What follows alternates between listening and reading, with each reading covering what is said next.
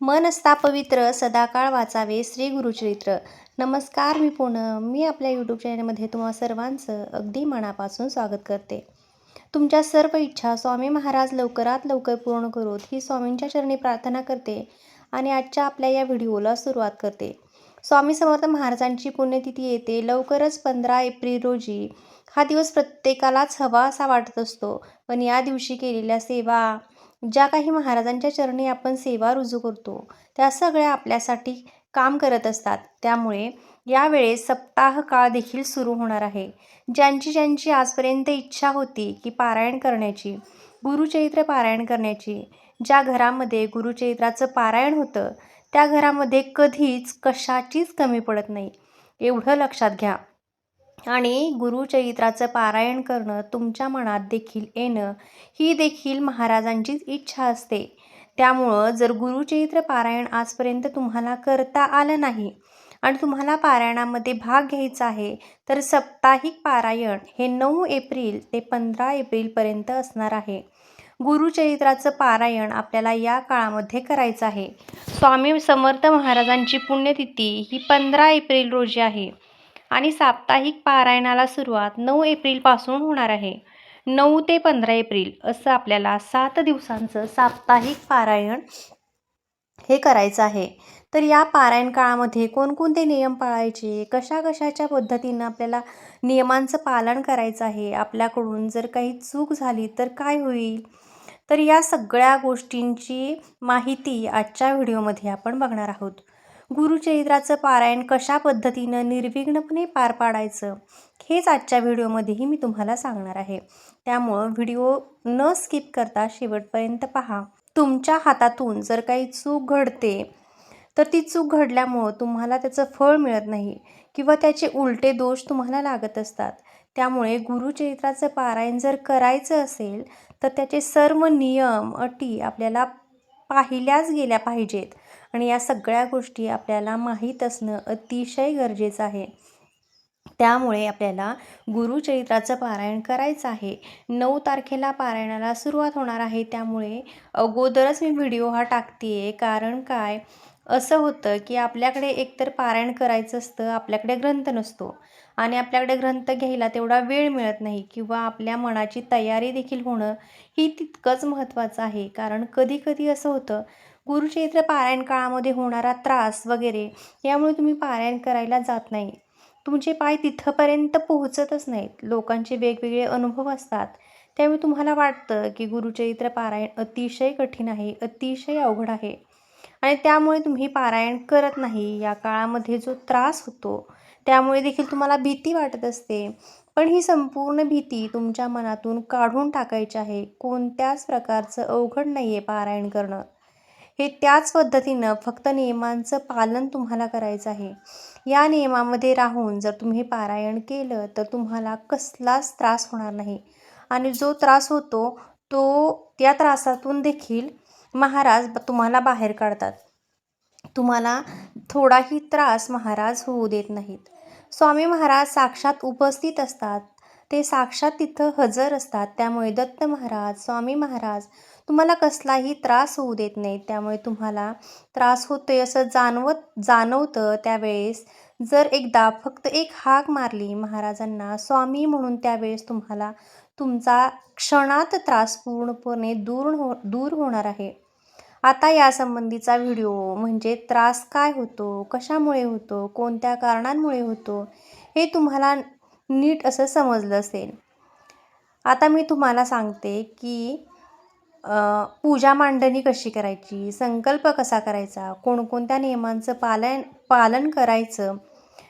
तर गुरुचरित्राचं पारायण करताना काही नियम हे पाळले गेलेच पाहिजेत.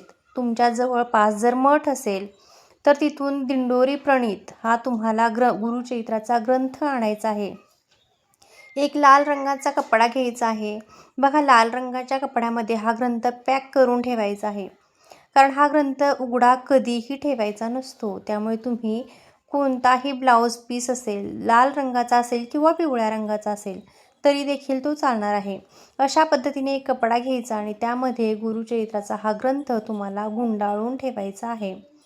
घरी जर तुमच्या घरात गुरुचरित्र ग्रंथ हा मूळ ग्रंथ असेल तर तो महिलांनी वाचू नये असं म्हटलं जातं. पण तुम्हाला खरं सांगायचं तर माझ्याकडं पहिला मूळ ग्रंथच होता आणि मी तो मूळ ग्रंथच वाचलेला आहे. मग तो ग्रंथ वाचताना काही अध्याय आहेत की ते वाचायचे नाही, जसं की अध्याय 36वा. आणखी एक अध्याय आहे तर तोही वाचायचा नसतो. पण मला त्यावेळी माहीत नव्हतं, तर मी सुरुवातीची 3 पारायणं तो मोठा ग्रंथ वाचूनच केली. पण माझं काहीही वाईट झालं नाही किंवा तो ग्रंथ वाचला म्हणून मला खूप त्रास झाला असंही काहीही झालं नाही. पण त्याच्यानंतर मी हा दिंडोरी प्रणीत ग्रंथ आणला आणि त्याच्यानंतर हाच मी ग्रंथ आता कंटिन्यू करते. कारण हा ग्रंथ वाचायला थोडा कमी वेळ लागतो आणि जो मूळ ग्रंथ आहे तो वाचायला जास्त वेळ लागतो. तुमच्या घरात जर पुरुष असेल किंवा तुम्ही पुरुष असाल स्वतः आणि तुम्हाला जर हे पारायण करायचं असेल तर तुम्ही मूळ ग्रंथ वर्षातून एकदा दोनदा तरी नक्की वाचा आणि इतर वेळी दिंडोरी प्रणीत ग्रंथ वाचला तरीही चालू शकतं. तर मोठा ग्रंथ महिला का वाचत नाहीत, तर त्याच्यामध्ये वेदाक्षरे आहेत आणि ती वेदाक्षरे महिलांनी वाचू नयेत असं म्हटलं जातं. कारण कधीकधी गर्भधारणा झालेली असते, गर्भपात होण्याची देखील शक्यता असते.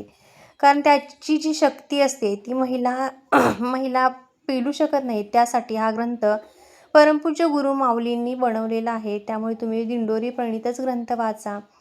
आणि चुकून जर तुम्ही याच्या अगोदर मोठा ग्रंथ वाचला असेल तरीही काहीही हरकत नाही. मी स्वतः 3 पारायण मोठ्या ग्रंथाची केलेली आहेत. पण मला असा काहीच अनुभव आलेला नाही. मला माहिती आहे देव हा भक्तीचा भुकेला असतो, त्यामुळे देव आपल्या भक्ताचं कधीच वाईट करत नाही.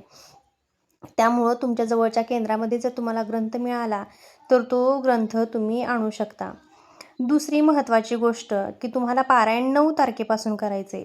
तर आदल्या दिवशी म्हणजेच 8 एप्रिल रोजी तुम्हाला जवळपास जिथे कुठे गोशाळा असेल किंवा गाय असेल तर त्या गाईला आणि 4 कुत्र्यांना म्हणजे जे श्वान असतात त्यांना आपल्याला पोळी खाऊ घालायची आहे. पोळी म्हणजे चपाती, छोट्या चपात्या करून आपल्याला त्या आदल्या दिवशी त्यांना खाऊ घालायच्या आहेत. दुसरी महत्त्वाची गोष्ट की पारायण काळात 4च कुत्री का? तर 4 कुत्री ही दत्तगुरूंचं तुम्ही बघता दत्तगुरूंचा कधीही फोटो पाहिला असेल तर त्याच्या शेजारी 4 श्वान आहेत. त्यामुळे त्या 4 श्वानांना आणि एका गाईला आपल्याला आदल्या दिवशी हा घास द्यायचा असतो. तुमच्या जवळपास जर गाई नसेल, गोशाळाही कुठे नसेल तर मंदिराजवळ एखादी गाई असतेच, तिथे जाऊनही तुम्ही गाईला हा घास देऊ शकता. गुरुचरित्र पारायण करण्याची अनुमती त्याच्याकडून अगोदर घ्यायची आहे आणि संमती अगोदर गाय आणि कुत्र्यांकडून संमती घेतली की त्याच्यानंतरच आपल्याला हे काम करायचं आहे. त्यामुळं हे गुरुचरित्राचं पारायण करताना ही गोष्ट अजिबात चुकवू नका. दुसरी महत्त्वाची गोष्ट की आदल्या दिवशी केंद्रात एक नारळ, फूल, खडीसाखर या गोष्टी आपल्याला घेऊन जायच्या आहेत आणि त्या स्वामी महाराजांच्या चरणाशी ठेवायच्या आहेत. आणि स्वामी महाराजांना सांगायचं आहे की महाराज आजपासून आपल्या घरामध्ये श्री गुरुचरित्र हा ग्रंथ तुमच्याच कृपेने, तुमच्याच आशीर्वादाने मी सुरू करत आहे आणि या ग्रंथाच्या वाचनाला मला कोणतंही अडथळा येऊ देऊ नका. माझा हा ग्रंथ निर्विघ्नपणे पार करून घ्या. हे सगळं तुम्हीच करू शकता. मी पारायण करणार कोणी नाही आहे. तुम्हीच माझ्याकडून हे पारायण निर्विघ्नपणे पार पाडून घ्या. अशी आपल्याला स्वामी महाराजांना प्रार्थना करायची आहे. घरामध्ये तुम्ही देखील उपस्थित राहावं असं मी आमंत्रण तुम्हाला देते आहे. असं म्हणून महाराजांना प्रार्थना करायची आहे. त्याच्यानंतर आपल्याला ज्या दिवशी आपण पारायणाला सुरुवात करणार आहोत त्या दिवशी आपल्याला सकाळी लवकर उठायचं आहे. त्याच्यानंतर घरातील देवांची देवपूजा करून घ्यायची आहे आणि त्याच्यानंतर आपल्याला पूजा मांडणीही करायची आहे. महाराजांच्या चरणी आपण जी काही सेवा रुजू करतो, सगळं झाल्यानंतर आपल्याला घरी यायचं. घरी आल्यानंतर दुसऱ्या दिवशी सकाळी म्हणजेच मी आत्ता सांगितलं तसं की ज्या दिवशी आपण पारायण करणार आहोत त्या दिवशी केंद्रात आदल्या दिवशी जायचं, हे सगळ्या गोष्टी करून घ्यायच्या. दुसऱ्या दिवशी सकाळी लवकर उठायचं आणि ज्या दिवशी आपण पारायण करणार आहेत त्यावेळी एक वेळ निश्चित करून घ्या. सगळ्यात पहिली गोष्ट, तुम्ही कोणत्या वेळेला वाचन करायला बसणार आहात. बघा, ब्रह्ममुहूर्त म्हणजे 3 ते 4, 4:30 वाजल्यापर्यंत, जास्तीत जास्त 5 वाजेपर्यंत तुम्ही हा ब्रह्ममुहूर्त असतो. तर या ब्रह्ममुहूर्तावरतीही तुम्ही हे पारायण करू शकता. फक्त दुपारी 12 ते 12:30 ही वेळ दत्त महाराजांच्या भिक्षेची, विश्रांतीची वेळ आहे. त्यामुळे या वेळेस पारायण अजिबात करायचं नाही आहे. दुसरी महत्त्वाची गोष्ट अशी की सगळ्यात उत्तम काळ हा ब्रह्ममुहूर्त मानला जातो. त्यामुळं शक्यतो सकाळचं वातावरण शांत असतं, कोणीही डिस्टर्ब करायला नसतं. त्यामुळं तुम्ही ब्रह्ममुहूर्तावरतीच हे पारायण शक्यतो करा. जर तुम्हाला तेही शक्य नसेल तर सकाळची वेळ ही उत्तम आहे. कधीकधी आपल्या घरामध्ये लहान मुलं असतात आणि वृद्ध असतात, त्यामुळे आपल्याला या गोष्टी शक्य होत नाहीत. तर दुपारी 1 वाजताही तुम्ही सुरुवात केली तरीही चालू शकतं. फक्त 12 ते 12:30 वाचायचं नाही आणि 4 वाजायच्या आत तुम्हाला हे वाचन पूर्ण करायचं आहे. हे वाचन करायला 1.5 ते 2 तास लागतात. त्यामुळं तुम्हाला 1.5 ते 2 तासात हे पठण करायचं आहे. अशा पद्धतीनं 4च्या आतमध्ये तुमचं हे वाचन होईल. हे फिक्स टायमिंग ठरवा आणि त्याच टायमिंगला आपल्याला 7ही दिवस पूजा करायची आहे किंवा हे सगळं काही आहे ते पारायण वाचन करायचं आहे. देवपूजा झाल्यानंतर पूर्वेकडं तोंड करून बसायचं. पूजेची मांडणी करायची. पूजा मांडणी करताना तुम्ही पूर्व किंवा पश्चिम दिशेला तोंड करू शकता. उत्तर दिशेला जरी तोंड केलं तरीही चालू शकतं. पण दक्षिण दिशा ही यमाची दिशा मानली जाते. त्यामुळे तुम्ही दक्षिण दिशेला चुकूनही तोंड करून बसायचं नाही आहे. मांडणी करायची नाही आहे. त्यामुळे तुम्ही शक्यतो पूर्व किंवा पश्चिम याच दिशा निवडा. पूजा मांडणी जिथे करणार आहात ती पहिले तर जागा स्वच्छ करून घ्यायची. तिथे गोमूत्र शिंपडायचं. पूर्ण घरामध्ये गोमूत्र शिंपडायचं. घरात स्वच्छता ठेवायची. गुरुचरित्र पारायण करण्याच्या अगोदर आपल्या घरातील जी काही घाण आहे, जाळं जळमटं आहे ती काढून टाकायची आहेत. पूजा मांडणी करताना पाटावरती एक पिवळ्या रंगाचं वस्त्र अंथरायचं आहे. कलश मांडणी करायची आहे. आपल्या महाराजांना पंचामृताने अभिषेक घालायचा आहे किंवा जलाने अभिषेक घातला तरीही चालू शकतं. 16 वेळा पुरुष सूक्त तुम्ही म्हणू शकता. स्त्री सूक्त एकदा म्हटलं तरीही चालू शकतं. पवनम सूक्त हे तुम्ही म्हणू शकता. रामरक्षा तुम्ही म्हणू शकता. तुम्हाला ज्या पद्धतीनं शक्य होईल तशा पद्धतीनं तुम्ही स्वामी महाराजांना किंवा दत्त महाराजांना अभिषेक घाला. शक्य नसेल तर श्री स्वामी समर्थ या षडाक्षरी मंत्राचा जप तुम्ही करू शकता. जर तुम्हाला चाफ्याची फुलं मिळाली तर सोन्याहून पिवळं, कारण चाफ्याची फुलं ही स्वामी महाराजांना अतिशय प्रिय होती. त्यामुळं स्वामी महाराजांना चाफ्याची फुलं मिळाली तर ती अर्पण करा. धूप, दीप, अगरबत्ती लावायची आहे. गणपती बाप्पाच्या साहाय्याने तुम्हाला आशीर्वाद घ्यायचा आहे, कारण गणपती बाप्पाची पूजा केल्याशिवाय कोणतीच पूजा ही पूर्ण होत नाही. त्यामुळे गणपती बाप्पांची ही पूजा मांडणीमध्ये आपल्याला पहिली पूजा करून घ्यायची आहे. त्यांना स्थानापन्न करायचं आहे. चौरंगाभोवती छान अशी रांगोळी काढायची आहे. त्याच्यानंतर पारायणाची पोथी आपल्याला वाचायला घ्यायची आहे. तर पारायणाची पोथी तुम्ही जिथं ठेवणार आहात तर तो एक पाट घ्यायचा, तोही स्वच्छ करायचा. त्याच्यावरती लाल रंगाचा कपडा किंवा पिवळ्या रंगाचा कपडा तुम्ही ठेवू शकता. नसेल तर तुमच्याकडं जो कोणता ब्लाऊज पीस असेल नवीन न वापरलेला तर त्याच्यावरती तुम्हाला पोथी ठेवायची आहे आणि त्याच्यानंतर आपल्याला वाचनाला सुरुवात करायची आहे. वाचून झाल्यानंतर गुरुचरित्राची पोथी तुम्हाला उघडी ठेवायची नाही आहे, झाकून व्यवस्थित ठेवून द्यायची आहे. अशा पद्धतीनं वाचनाची वेळ जसं की तुम्हाला सांगितलं की सकाळी किंवा संध्याकाळी म्हणजे 1 ते 4पर्यंत तुम्ही वाचन करू शकता. एकच टायमिंग प्रत्येक दिवशी ठेवायचं. वाचन करण्याच्या अगोदर संकल्प करायचा. संकल्पासाठी उजव्या हातामध्ये थोडंसं पाणी घ्यायचं, त्याच्यामध्ये अक्षता टाकायच्या, हळद, कुंकू, फूल व्हायचं. फूल घ्यायचं हातामध्ये आणि त्याच्यानंतर तुमचं नाव सांगायचं, गोत्र सांगायचं. तुम्ही कशासाठी, कोणासाठी, कोणत्या कारणासाठी हे गुरुचरित्र पारायण करताय हे सगळं सांगायचं आहे. कारण कोणतीही सेवा ही जर तुम्ही संकल्पयुक्त केली तर त्याचं फळ हे खूप लवकर आणि जास्त पटीने मिळत असतं. त्यामुळं संकल्प करायचा. स्वामी महाराजांना सगळ्या गोष्टी सांगायच्या. त्याच्यानंतर हातातलं पाणी प्लेटमध्ये सोडायचं आणि हे पाणी नंतर तुम्ही कोणत्याही झाडाला की जिथं पाय पडणार नाही अशा ठिकाणी टाकून देऊ शकता. सगळ्यात अगोदर आपल्याला 1 माळ किंवा 11 माळी श्री स्वामी समर्थ या मंत्राचा जप करायचा आहे. त्याच्यानंतर गणपती अथर्वशीर्ष बोलायचं आहे आणि त्याच्यानंतर अध्यायाला सुरुवात करायची आहे. सगळ्यात अगोदर बघा, पहिल्या दिवशी तुम्हाला 1 ते 9 अध्याय वाचायचे आहेत. या गुरुच्या पोथीमध्ये सगळं काही दिलेलं आहे. नियम, अटी, सगळ्या गोष्टी माहिती आहेत. दुसऱ्या दिवशी 10 ते 21 अध्याय वाचायचे आहेत. तिसऱ्या दिवशी तुम्हाला 22 ते 29 अध्याय वाचायचे आहेत. चौथ्या दिवशी 30 ते 35 अध्याय वाचायचे आहेत. 5व्या दिवशी 36 ते 38 अध्याय वाचायचे आहेत. 6व्या दिवशी 39 ते 43 अध्याय वाचायचे आहेत. 7व्या दिवशी 44 ते 53 अध्याय वाचायचे आहेत. असं तुम्ही 7ही दिवस हे पारायण कंप्लीट करू शकता. आणि आता हे सगळं वाचन झालं की त्याच्यानंतर नैवेद्य जो काही तुम्ही नैवेद्य घरामध्ये केला असेल तर तो नैवेद्य दाखवायचा आहे. गुरुचरित्र पारायण काळात जेवणाचे देखील काही नियम आहेत. तर जेवणाचे नियम म्हणजे काय, तर यावेळी काय खावे काय खाऊ नये या संबंधीचा व्हिडिओ मी आपल्या यूट्यूब चॅनलमध्ये ऑलरेडी अपलोड केलेला आहे. तरीही मी तुम्हाला सांगते की तुम्ही यावेळी एकच धान्य खायचं आहे. चपाती तर चपाती, भाकरी तर भाकरी, द्विदल धान्य खायचं नाही आहे, कडधान्य खायचे नाही आहेत, कांदा लसूण खायचं नाही आहे. फक्त हे साधे सोपे नियम आहेत खाण्याचे. बाकी तुम्ही सगळ्या गोष्टी करू शकता. बाहेरचे पदार्थ खायचे नाहीत, कोणाच्याही घरचं बाहेरचं खायचं नाही. आपल्या घरात जे बनतं आहे त्याच सगळ्या गोष्टी खायच्या. त्याच्यानंतर नैवेद्य आरती ही सकाळी 10:30ची आरती करायची आहे. नंतर संध्याकाळी एक आरती करायची आहे. झोपण्या अगोदर न चुकता विष्णू सहस्त्रनाम हे ऐकायचं आहे. जर तुम्हाला बोलता येत असेल तर तुम्ही पठणही करू शकता, पण त्याच्यात खूप चुका होऊ शकतात कारण ते थोडंसं अवघड आहे. तर ते तुम्ही श्रवण केलं तरीही चालू शकतं.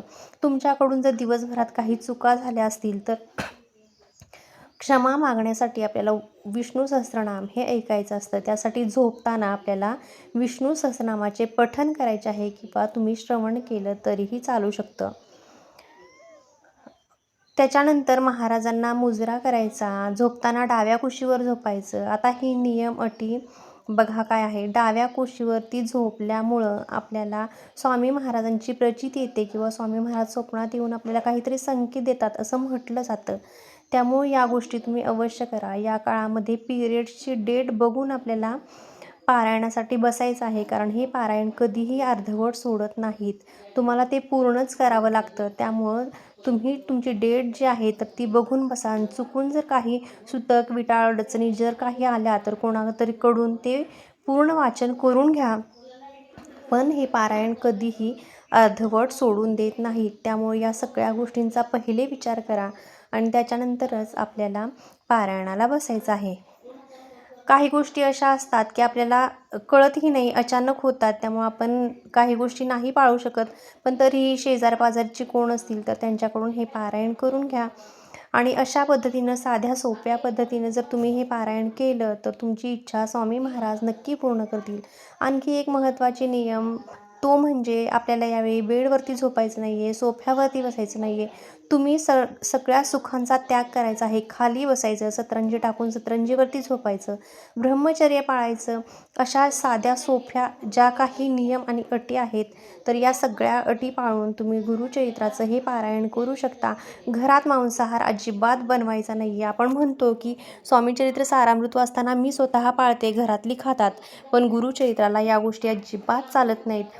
तर जर तुमच्या घरातही कोणाला जर मासिक धर्म येणार असेल तर तेही तुम्ही बघून घ्या, कारण मासिक धर्म आल्यानंतर इकडे तिकडे हात लागतो आणि एवढं सगळं आपण केलेलं असतं आणि त्याचं फळ आपल्याला मिळणार नाही. मग आपल्याला खूप त्रास होतो. या सगळ्या गोष्टी मान्य आहे की या सगळ्या गोष्टी देवाकडूनच आलेल्या आहेत. तरीही गुरुचरित्र हा अतिशय पवित्र ग्रंथ आहे आणि हा इतका पवित्र ग्रंथ आहे की तो 5वा वेद मानला जातो. त्यामुळे तुम्ही पारायण करताना या गोष्टींचा अवश्य विचार करा. मी जी काही माहिती तुम्हाला सांगते अशा पद्धतीनं आजपर्यंत मी खूप सारी पारायणं केलेत आणि माझं आयुष्य हे गुरुचरित्र ग्रंथानं बदललं आहे. म्हणून मी तुम्हाला सांगते की या स्वामी पुण्यतिथीच्या निमित्तानं तुम्ही हे पारायण अवश्य करा. जर मी सांगितलेली माहिती तुम्हाला आवडली असेल आणि या व्हिडिओच्या निमित्तानं जर तुम्ही या चॅनेलवरती आलेला असाल तर चॅनेलला सबस्क्राईब करा.